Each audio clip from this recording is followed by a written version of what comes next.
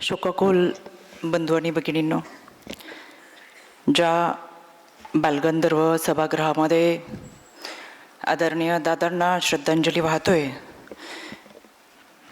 त्याच सभागृहात आदरणीय दादांचे अनेक कार्यक्रम झाले, अनेक योजनांचं उद्घाटन झालं, अनेक मेळावे झाले. राष्ट्रवादी काँग्रेस पक्षाचा वर्धापन दिन या सभागृहामध्ये साजरा केला गेला. इतकंच काय, नव्यानं जर बालगंधर्वाची स्थापना करायची तर जो काही निधी लागेल तो मी देण्यासाठी पुढे येईल असं दादा स्वतः बोलले होते.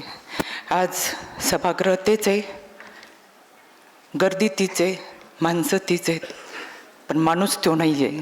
पण त्या माणसासाठी आपण आलो. दादांबद्दल आठवणी खूप आहेत, विचारांचं काहूर खूप आहे. खरं तर 2002मध्ये गावं समाविष्ट झाली आणि प्रभाग पद्धतीमध्ये पहिल्या निवडणुका लागल्या आणि माझ्या सासूबाई रुक्मिणी आणि चाकणकर यांना दादांनी उमेदवारी दिली.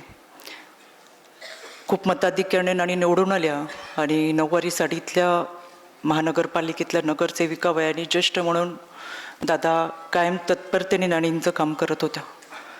तेव्हापासून आदरणीय दादांसोबत सुरू झालेला आमच्या सगळ्यांचा हा प्रवास 2009ला सुप्रियाताईंची लोकसभेची निवडणूक लागली.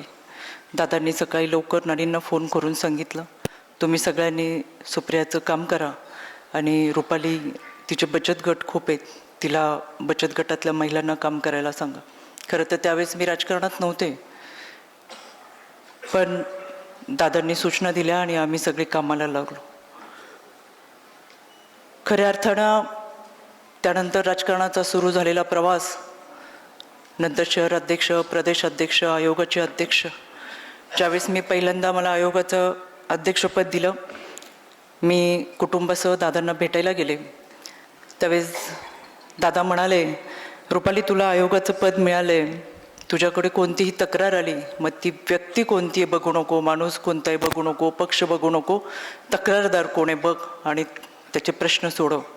अगदीच माझ्याबद्दल ही कोणी तक्रार केली तर माझ्यावर सुद्धा गुन्हा दाखल करायची नोटीस कर. हे वाक्य दादा अनेक वेळा आमच्या संघटनेच्या बैठकीत सुद्धा बोलले. इतका पारदर्शकपणे काम करणारा माणूस कदाचित कोणी नसेल. आयोगाची जबाबदारी सांभाळल्यानंतर माझ्या लक्षात आलं, 13 कोटी महाराष्ट्राच्या जनतेत 7.5 कोटी महिला भगिनींचे प्रश्न सोडवताना आयोगामध्ये फक्त 17 कर्मचाऱ्यांचा स्टाफ होता. ना आकृतीबंध मंजूर होता, ना DDO होता, ना विभागीय कार्यालय होते. मी सुरुवातीलाच दादांकडे गेले तेव्हा दादांना सांगितलं, दादा ही अशी अशी परिस्थिती आहे. दादांनी 3 दिवसांनी मंत्रालयामध्ये सकाळी 7:30 वाजता बैठक लावली आणि हे सगळे प्रश्न आयोगाच्या कर्मचाऱ्यांचा आकृतीबंध मंजूर करून घेण्यापासून कर्मचाऱ्यांच्या सेवार्थ सुविधा देण्यापर्यंत दादांनी काम केलं. 4 वर्ष हे काम चाललं आणि गेल्या महिन्यामध्ये माझ्या आयोगाला आकृतीबंध मंजूर झाला, DDO मिळाला, कर्मचाऱ्यांच्या सेवार्थ सुविधासुद्धा मिळाल्या. म्हणजे माझा आयोग हा 30 वर्षापूर्वीचा नाही, तर तो 4 वर्षापूर्वीचा आहे. त्याला गती देण्याचं काम दादांनी केलं. खरं तर आयोगाच्या माध्यमातून काम करताना अनेक वेळा टीका टिप्पणी झाली. एका घटनेच्या संदर्भात माझ्या घरासमोर, कार्यालयासमोर 2 दिवस आंदोलनं चालू होती. दादांनी फोन केला आणि सांगितलं, रुपाली राजकारणात माणसाला यश मिळायला लागलं की टीका टिप्पणी मोठ्या प्रमाणात होत असते, त्याच्यामुळे झालेली टीका सहन करायला शिक, कोणत्याही प्रश्नांना उत्तरं देऊ नको. त्यानंतर मी कधी कोणावर वैयक्तिक टीका कधी केली नाही आणि कोणाच्या टीकेला उत्तरसुद्धा दिलं नाही. दादांच्या माध्यमातून काम करत असताना 2.5 वर्षापूर्वी दादांनी जो निर्णय घेतला, त्या निर्णयासमवेत पहिल्या दिवसापासून आम्ही सगळेजण आलो. दादांनी मला फोन केला आणि त्यांचा निर्णय सांगितल्यानंतर सांगितलं, तुला महाराष्ट्रातल्या सगळ्या महिला भगिनींना सोबत घेऊन यावं लागेल. आम्ही षण्मुखानंद सभागृहामध्ये प्रचंड मोठा मेळावा ठेवला.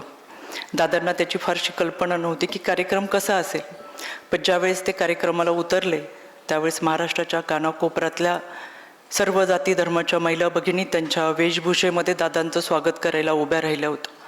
दादांना फार कौतुक वाटलं आज सभागृहामध्ये येताना प्रचंड भरलेलं सभागृह, बाहेर तितकीच गर्दी, रस्त्यावरही गर्दी. त्यावेळेस दादांनी सभागृहामध्ये भाषण करताना आवर्जून सांगितलं, राष्ट्रवादी काँग्रेस पक्षाचे इतके मेळावे झाले, इतके सभा झाल्या, पण असलं लाल वादळ मी कधी पाहिलं नाही. कायम आमच्या संघटनेला ताकद दिली, आयोगाला ताकद दिली.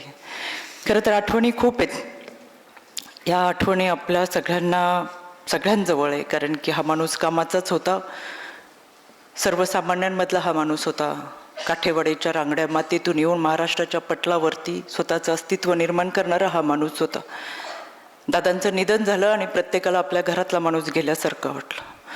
पण या सगळ्या गोष्टीत एक गोष्ट मला फार दुःखद वाटत राहिली आणि मला आज बोलावंसं असं आवर्जून वाटतं. दादांच्या जाण्यानं जी पोकळी निर्माण झाली, जी जबाबदारी कोणीतरी घ्यावं असं वाटलं, त्यासाठी आदरणीय सुनेत्रा वहिनी चौथ्या दिवशी आपलं दुःख बाजूला ठेवून महाराष्ट्राच्या पहिल्या उपमुख्यमंत्री म्हणून शपथविधीसाठी उभ्या राहिल्या. खरं तर दादाच्या जाण्याचं सर्वाधिक दुःख जर कोणाला झालं असेल तर जन्म देणारी ती मातृतुल्य आई, आयुष्याची सहचरणी म्हणून सोबत आलेली ही अर्धांगिनी आणि ती 2 मुलं. पण तरीसुद्धा भावना महत्त्वाच्या असल्या तरीसुद्धा जनसेवा आणि कर्तव्य त्यापेक्षाही महत्त्वाचं आहे, हा दादांचाच मूलमंत्र होता. आणि म्हणून आपलं दुःख बाजूला सारून धीरोदत्तपणे ही माऊली चौथ्या दिवशी शपथविधीसाठी जेव्हा उभी राहते, तेव्हा पुन्हा एकदा प्रकर्षाने जाणवलं, लोकसत्तामधल्या संपादकीय लेखामध्ये गिरीश कुबेर ज्या पद्धतीने गंडशमनार्थ, कंडशमनार्थ, अदखलपात्र वावर, सुतक, अंत्यसंस्काराचं प्रदर्शन असे शब्द वापरून एका माऊलीच्या संदर्भात तिचं खच्चीकरण व्हावं म्हणून लेख लिहितात, त्याचा मी याच व्यासपीठावरून निषेध करते. गिरीशजी कुबेर, पेन तुमचा असला तरी पेनातली शाई कोणाची आहे हे महाराष्ट्राला माहिती. आणि म्हणून मला आठवण झाली याच पुण्यनगरीमध्ये 250 वर्षापूर्वी सावित्रीमाईच्या अंगा खांद्यावर शेणामातीचे गोळे टाकणारे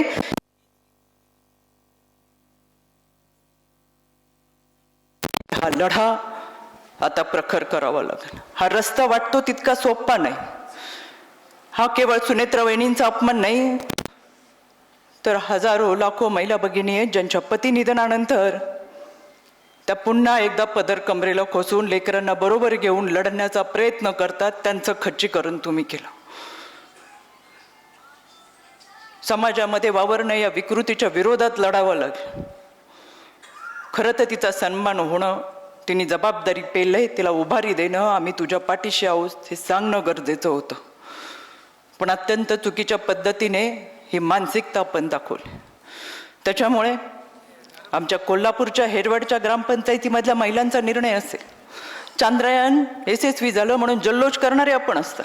ऑपरेशन सिंदूरची जबाबदारी आमच्या महिला भगिनीने घेतली असेल, पण एका महिला भगिनीने शपथ घेतली म्हणून तुम्हाला तिच्या सामर्थ्याची जर भीती वाटत असेल तर मला परत एकदा सांगायचं आहे, सुरुवातीपासून दादांना ज्यांना आरोपीच्या पिंजऱ्यामध्ये उभं केलं, तुमचा हा प्रयत्न जर तसाच असेल की सुरुवातीपासून सुनेत्रा वहिनींना सुद्धा आम्ही आरोपीच्या पिंजऱ्यात उभं करू, तर मला तुम्हाला आठवण करून द्यायची, हा महाराष्ट्र जिजाऊ, सावित्री, अहिल्या, रमाई, भीमाईच्या लेकींचा आहे.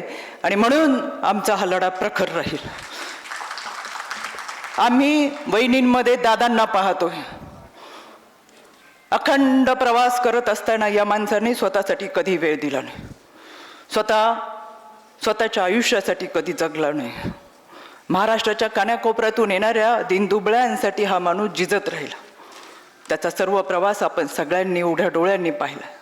आणि म्हणून या कुटुंबासमवेत उभं राहत असतानाच या माऊलीशी पाठीशी उभं राहणं हीच दादांना खरी आदरांजली ठरेल. बोलण्यासारखं खूप आहे. गिरीशजी कुबेर आणि त्यांच्यासारखं लिखाण करणाऱ्या लोकांना आम्ही वेळोवेळी सावित्रीच्या लेखी म्हणून हा प्रश्न विचारत राहू. पण मला सुरेश भरांटाच्या ओळी आवर्जून या ठिकाणी सांगायच्या. मी कोणाला कळवलं नाही, मित्र कोण आणि शत्रू कोण गणित साधे कळले नाही. सुगंध सारा वाटीत गेलो, मी कधीच दरवळलो नाही. केला सामना वादळाशी, त्याच्यापासून पळालो नाही.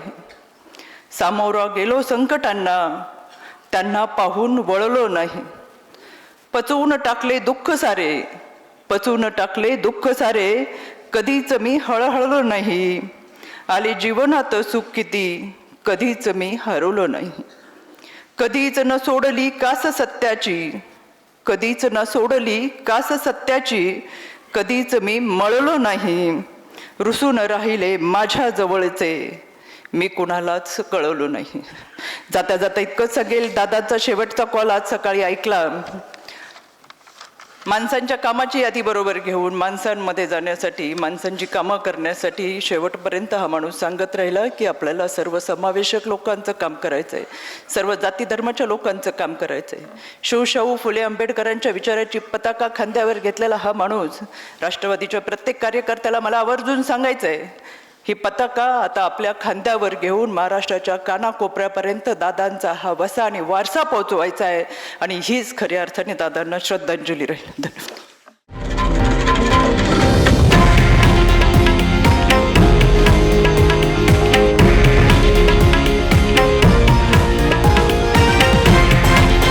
हे आहे देशातील नंबर 1 न्यूज नेटवर्क आणि आपण पाहत आहात TV9 मराठी, एकमेव.